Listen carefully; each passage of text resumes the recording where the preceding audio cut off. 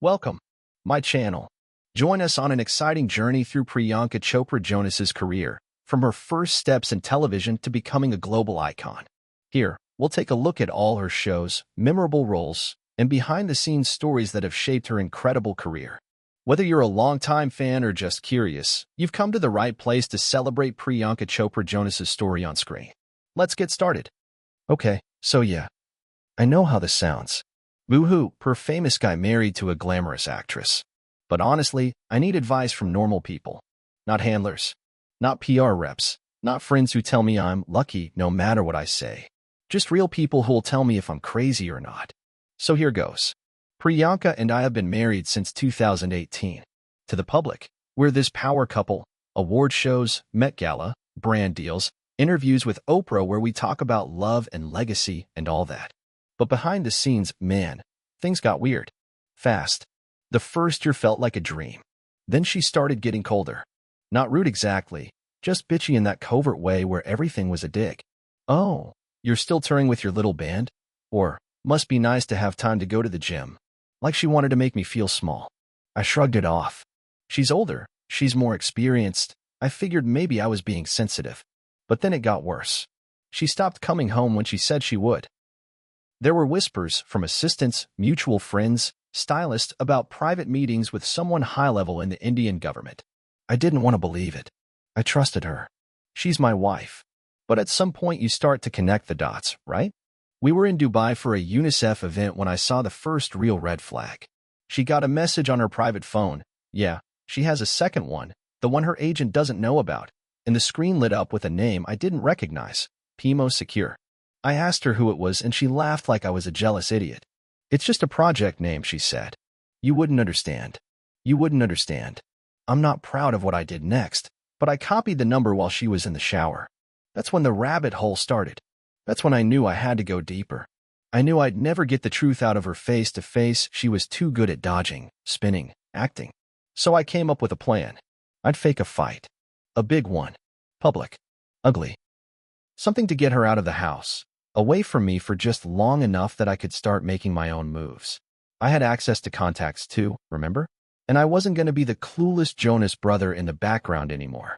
That's how I ended up talking to a retired CIA analyst, 2 Indian journalists, and eventually, a sitting head of state. I wish I was exaggerating. But that's just the beginning. So after I copied that number from her phone in Dubai, PMO Secure, I did something I never thought I'd do in my life. I called in a favor from someone I met during a USO tour who now works with intelligence contracting. You know, the kind of guy who doesn't exist on LinkedIn and speaks in acronyms even when he's ordering coffee. I gave him the number. A week later, he called me back and just said, "You're not crazy, but you're not going to like this." Apparently, that number does trace back to a secure government communication line. Not directly the Prime Minister of India, but someone very, very close. Think inner circle level. And here's the twist. This person wasn't just contacting Priyanka about policy or charity work. They were sending encrypted files back and forth. The kind of files that get flagged in intelligence circles because they look like data packets, not personal messages. I was still trying to process that when I checked the iPad at our LA house. She'd forgotten to log out of her iCloud. That's when I saw the email. It wasn't even hidden. Just sitting there in a drafts folder. An unsent message titled, "To secure my escape route," with attachments, scans of foreign ID papers, digital copies of marriage contracts, even some kind of property transfer agreement written in Hindi. My heart dropped. I stared at that screen for a full 5 minutes, hands shaking, thinking, what the hell am I looking at? And just as I'm reading, the screen locks. Remote wiped. She knew. Somehow, she knew I'd seen it. A few hours later, she comes into the house like nothing happened, smiling, in heels, bringing me tea like we're back in the honeymoon phase. No mention of the iPad. No mention of the call I know she must have gotten from someone in her inner circle. I asked her flat out, "Is there something you're not telling me?" She laughed and said, "Don't be dramatic, Nick.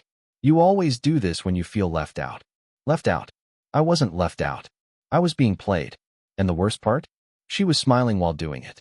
That's when it clicked. This wasn't just cheating. This was something bigger. And I needed to know how deep it went. I decided to do it that night. I couldn't sleep. I sat on the edge of the bed watching her fake snore like she didn't just remotely wipe an iPad and nuke evidence of a potential betrayal on a global scale. So I got up, grabbed my phone, turned on voice memos just in case I needed proof later, and woke her up. Priyanka, we need to talk. She opens one eye and groans. God, what now? I know about the secure messages. I know about the IDs. I saw the draft email. She blinks, just for a second, but it's enough. And then, to my complete surprise, she laughs. Not like nervous laughter. Like full-on cackles, like I just told her I think I saw Bigfoot behind the pool house. Nick, you sweet, clueless puppy, she says. You have no idea what you've gotten into. And I lose it. I'm your husband. You don't get to call me clueless while you're secretly emailing world leaders and scanning fake passports. She sits up and crosses her legs like we're doing a casual podcast, not exploding our marriage at 3 a.m. It's not fake, baby. It's strategic. There are things happening that are beyond your little boy band understanding. You wouldn't get it. Oh no. Oh hell no. I tell her I'm not stupid. I tell her I've seen enough to know this isn't just an affair. This is international. Something sketchy. Dangerous even. I mention the CIA guy, the journalist friend, the wiped iPad. Her face finally changes. Slight twitch near her left eye. She says, if you care about your career, your safety, you'll stop digging. You don't want to end up like the last guy who asked too many questions. The room goes dead quiet. I say, did you just threaten me? She shrugs. No, darling. I'm just reminding you that in our world, silence is safer than truth. At that moment, something in me snaps. She wasn't even denying it. She was smug, calculated, cold. And in that silence, I realized this wasn't the woman I married. This was someone I never really knew at all. After that confrontation, I didn't storm out. I didn't yell or break anything. I walked into our closet. Yes, the closet you might have seen in Architectural Digest, the one with her color-coded heels and my guitars mounted on the wall, and I shut the door. Not to hide. Just to breathe. I sank to the floor, back against the cedar-paneled wall, and I cried. Quietly, not dramatic sobbing. Just this helpless, angry, sinking kind of cry. Like grief, but messy, eh? Like I'd just been told the person I loved died. But that person was still upstairs casually drinking chamomile tea and texting someone on a secure line. I don't know how long I sat there. Long enough for my leg to fall asleep. Long enough to hear her laughing on the phone with someone. She wasn't shaken. She wasn't scared. She was celebrating. And that crushed me more than anything. This wasn't just betrayal. This was rehearsed betrayal. Strategic, compartmentalized, and totally devoid of shame. You know what's weird? I didn't even feel jealous. I wasn't wondering if she loved someone else. I was wondering if she ever loved me. Or if I'd just been some well-groomed access pass for her to gain credibility in Western circles. A Jonas-shaped decoy. Every romantic moment played back in my head like film reels. Kisses on red carpets. That time we danced in the Maldives under fairy lights. The stupid inside jokes. Her saying, you make me feel like home. Was it all a script? I started questioning everything. And the questions didn't stop. Did her team know? Did my team know? Did I accidentally marry a handler with Bollywood glam? The only thing I knew for sure, I wasn't crazy. I doubted myself for too long. Gaslight by her smiles and passive-aggressive sarcasm. But now I had evidence. Now I had clarity. And a decision to make. Because staying wasn't just dumb, it could be dangerous. A few days after the closet breakdown, I got a message. Not a text. Not a DM. A literal envelope slid under the door of our Manhattan penthouse, sealed in wax. Yeah, wax. Like we were in some Victorian spy thriller. Inside was a card with a single line. If you want answers, come alone. 11:20 p.m. Pier 92. Don't tell her. No signature. No letterhead. Now, I know what you're thinking. Nick, what the hell? Why would you go? And trust me, I asked myself that, too. But when you've hit rock bottom and your wife might be laundering influence through royal photo ops and high-level charity galas, your risk tolerance shifts a bit. So I went. Hoodie, sunglasses, no security, no press. Just me and my dumb heart pounding like it was opening night at Madison Square Garden. I show up. Empty pier. Cold wind. My breath fogs up. I wait exactly 1 minute before a black SUV rolls up next to me. Out steps someone I recognize instantly, even in the dark. A sitting president. No, I won't say which country. Let's just say, their suits always fit too well. He nods. Doesn't shake my hand. Just says, "We've been watching, Mr. Jonas. You need to know what your wife's been doing. And why." My mouth goes dry. "You're telling me she's, what?" "A spy." He sighs. "No, not officially. But she's a useful tool. For multiple governments. Yours. Mine. Others. She's cultivated influence across borders for years. Charities, red carpets, chance meetings at embassies. It's not illegal, but it's calculated. And messy." I say, "Why tell me?" His answer, "Because she's gone rogue. And you're still legally attached." Boom. There it was. The reason I was being watched. The reason I found drafts of escape plans and digital IDs. I wasn't her husband. I was her liability. He gave me a burner phone and said, "When the time comes, you'll need to choose. Love won't save you." Then he drove off like it was just another Tuesday. I stood there in the dark, hands freezing, heart shattered, and realized something. I was in way over my head. A few weeks after the parking garage meeting, things felt off. Priyanka was suddenly being extra sweet, making me breakfast, laughing at my jokes again, dropping compliments like confetti. Except I knew her too well. This wasn't affection. It was damage control. Then came the big gala. Global Hearts for Peace, some high-profile event at the UN with dozens of cameras and half the diplomatic community present. She was being honored for her extraordinary contributions to international goodwill. I had to be there. Spouses were expected, and I was still playing the loyal husband for now. She wore this crimson dress that basically stopped time, and I knew it was all part of the act. She gave me a quick kiss on the cheek for the cameras and whispered, "Smile, baby. We're winning." I wanted to puke. Anyway, she takes the stage, gives this beautiful, polished speech about love, truth, global unity, blah, blah, blah. The audience eats it up. Then some journalist, some heroic, unhinged, probably fired now journalist shouts from the crowd. "Can you comment on the recently leaked documents suggesting you've been meeting with state actors under false identities?" Boom. The room goes dead silent. Priyanka doesn't miss a beat. She smiles and says, "That's absurd. Some people will believe anything they read online. My life is an open book." Except she said it too quickly, too polished, too smug. And that's when the screen behind her flickered. Someone, probably the same whistleblower who slid me that envelope, hacked the AV feed. And suddenly, on a 30-foot projection screen, we're all staring at a high-resolution scan of one of her alternate passports, with her photo, different name, stamped visas to countries she told me she'd never even been to. Gasps. Whispers. A few stunned officials awkwardly get up and leave. Priyanka just stands there, blinking. For the first time, she looks caught. Really caught. And me? I was sitting in the front row, watching the world finally catch up to the secret I'd been living in. I didn't clap. I didn't move. I just stared at her while the cameras kept rolling. She had lied. Boldly. Publicly. And now, everyone knew. The day after the gala disaster, we were scheduled for an interview with Good Morning America. It had been booked months ago, a fluff piece about balancing fame, marriage, and global citizenship. The kind of thing that made middle-aged couples in Ohio say, they're so down to earth. Her PR team begged me to go through with it. Damage control. Show unity, they said. Let's remind people of the love story. I hadn't slept. I was running on rage, adrenaline, and 3 double espressos. The second I sat in that studio chair next to her, I knew I couldn't fake it anymore. The host starts in with the usual. "So, Nick, you and Priyanka have been through a lot this year. How do you keep it together?" Before she could reach for my hand and give some rehearsed nonsense about trust, I spoke. "Honestly, I think keeping it together was my first mistake." Dead silence. Host blinks. Her nails dig into my thigh like warning shots. I kept going.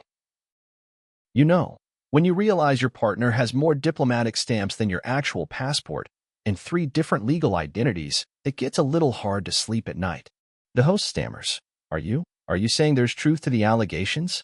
Priyanka leans into the mic, voice full PR mode. "Nick's just joking. We love each other. He's just overwhelmed." And I say, "You're right. I am overwhelmed by the fact that my wife might be working for 3 governments and lying to every one of them." You could hear the control room scrambling. Producers were waving their arms like air traffic controllers. The broadcast cut to commercial 2 seconds later. Priyanka turned to me, her voice like cold fire. "What the hell did you just do?" I stood up. Unclipped the mic, looked her straight in the eye and said, "What you should have done years ago. Told the truth." And I walked out. Out of the studio. Out of the PR machine. Out of the life I wasn't even sure I had ever really built. That interview never aired. But clips leaked. And once the internet gets a whiff of a scandal with cheekbones, it doesn't let go. So after my little meltdown on live TV, well, semi-live, they tried to scrub it. But the internet moves faster than PR. I went home to pack a bag. I wasn't planning to ghost her. I was just done playing dress up for the cameras. I'd booked a hotel under a fake name. Took nothing but my wallet, laptop, and the burner phone the head of state gave me. That was my mistake. I should have left it behind or destroyed it. But I didn't. I kept it in the lining of my guitar case because I'm a sentimental idiot, and I thought I might still need it. Fast forward 3 nights later. I come home briefly to grab some clothes. She's there. Calm. Too calm. "Hey babe," she says, wearing silk pajamas like she's starring in some noir film. "You left your guitar out." My blood runs cold. She smiles, then casually places the burner phone on the kitchen counter like it's a pet rock. "I listened to the messages," she says. "Did you know some of them self-delete? But not all. Rookie move, Jonas." I try to play dumb. She laughs in my face. "You thought I didn't know you were meeting with him," she says, eyes narrowed. "You're not the only one who gets envelopes." Then she flips it again, gaslights me. "You're paranoid. They're just jealous of us. You think they care about you? You're a pop star with a political fantasy. You're useful to them. That's all." I say nothing. Just stare. Then she leans in, all venom and sugar. "Delete those files, Nick. Or I'll make sure your family gets dragged through every headline until your baby nieces are trending for the wrong reasons." Yeah, she threatened my family. That was the moment something snapped inside me. The fear turned to steel. I took the burner phone, nodded, and said I'd delete it. But I didn't. I uploaded everything. Every recording. Every message. Every document. To an anonymous, encrypted drop tied to a journalist I knew from years ago, someone who owed me a favor. Because I wasn't going to let her burn me anymore. So backtracking a little, because hindsight's cruel like that. About 2 years into our marriage, Joe, that Joe, middle Jonas, the sarcastic one, and I were drinking whiskey on a rooftop in LA after some awards thing. It was late. We were tired. And he hit me with, "You know she lies a lot, right?" I remember laughing. I think I even threw a peanut at him. "She's in the business, man," I said. "It's all about narrative. She doesn't lie, she just curates." He didn't laugh. He just stared at me and said something that came back to me real hard when I found the burner phone. "You're not her husband, Nick. You're her alibi." I was so pissed. We didn't talk for 2 months after that. Fast forward to now. I'm staying at this under-the-radar hotel in Midtown. My phone's blowing up with lawyers and security consultants and one random Russian number that called 14 times in 1 hour. I didn't answer. And Joe calls. I answer, expecting "I told you so." But instead, he just says, "You okay?" No sarcasm. No smugness. Just brother. I told him everything. The burner. The lies. The blackmail. The fake identities. The night she looked me in the eyes and threatened our entire family like she was ordering coffee. And Joe, bless him, just said, "She ever love you, man?" And I had to pause, because I didn't know anymore. Maybe she thought she did. Maybe I was a means to an end. Or maybe love, for her, was just another role she played, and I was the idiot who applauded. Joe flew in that night. Brought tequila, Chinese food, and a flash drive with some interesting data he said fell into his inbox about offshore accounts. Turns out Joe had been doing research behind my back. Not because he didn't trust me, but because he didn't trust her. He handed me the drive and said, "You might want to see what's in the Cayman file." And holy hell, did I. So after Joe dropped the flash drive off like it was a damn spy thriller prop, I went full Jason Bourne. I opened the folder labeled Cayman, and boom, there it was. Multiple offshore accounts. Different names. One of them wasn't even close to hers. Priya Anand. Another one was some absurd corporate-sounding alias, Vitacell Consulting Ltd. I start digging. With the help of a very quiet forensic accountant, recommended by a drummer friend who went through a messy divorce with a crypto heiress, don't ask, we start piecing it together. Turns out, she's been moving money for years. Appearance fees from random humanitarian conferences in Dubai, honorariums for private events in the Maldives, then rerouted through shadow LLCs. We're talking millions, man. Millions that never touched our joint accounts, never went through taxes, never showed up in our disclosures. I felt like I was married to 5 different people, all using the same face. And here's the kicker. One of the wire transfers came from a firm flagged in a UN. He blinked, then asked, "Do you want to keep the house?" I laughed. "Dude, I just found out I'm married to the villain from a Bond movie. I'll sleep in a van if it means I get out alive." He filed. That night, quietly, strategically, papers were couriered the next morning. She didn't even flinch when she got them. She just texted me.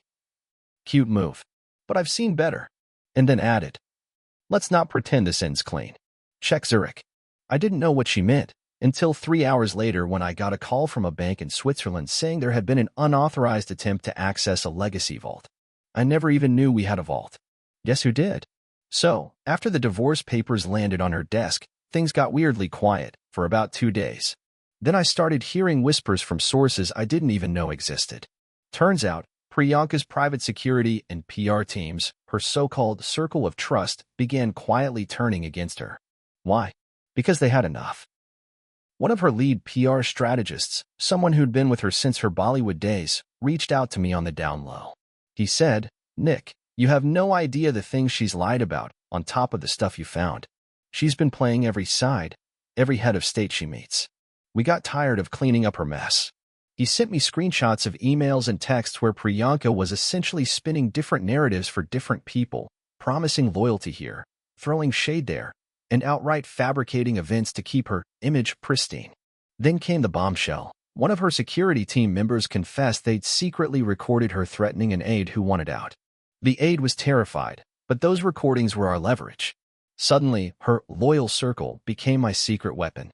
She tried to spin it like a victim, but her own people weren't buying it. So, after all the chaos, I thought laying low was the smartest move.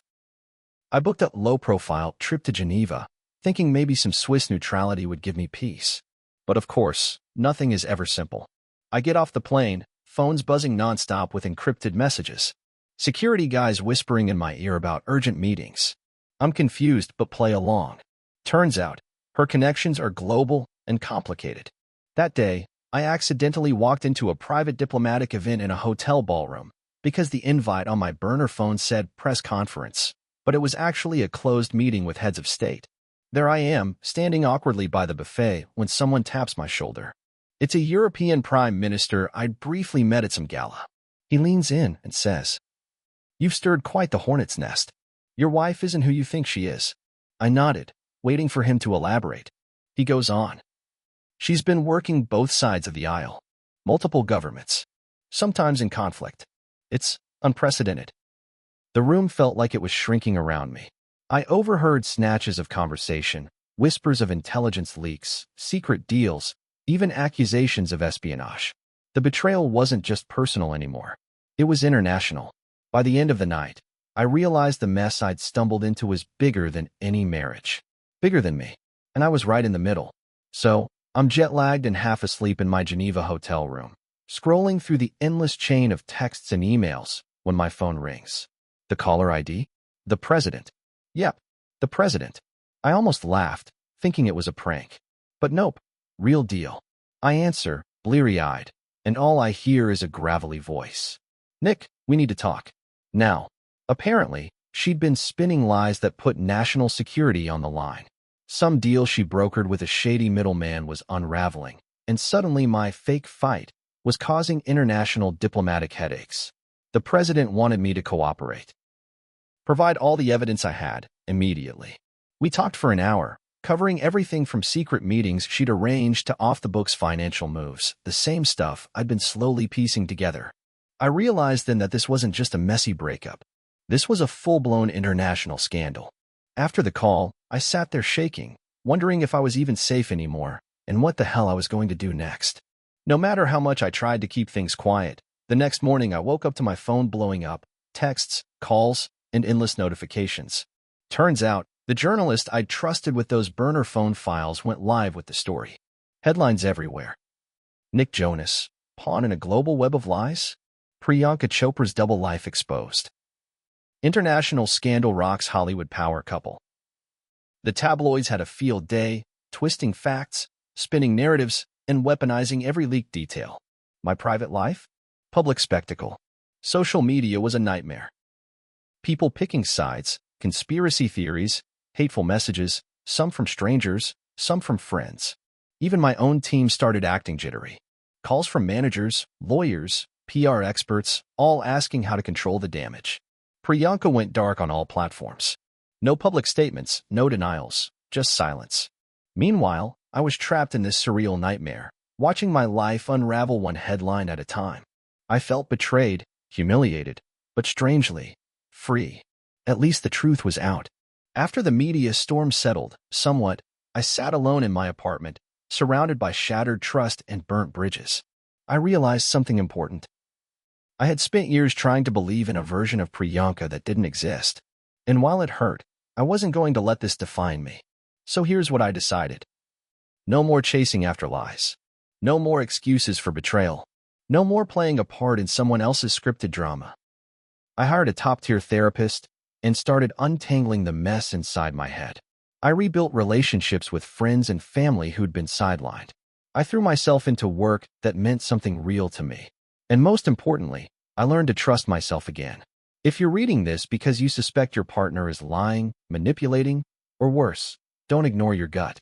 Take your time, gather your facts, and remember, you deserve honesty and respect. Sometimes love isn't enough. And that's okay. Thanks for reading my mess of a story. I'm still standing. Nick.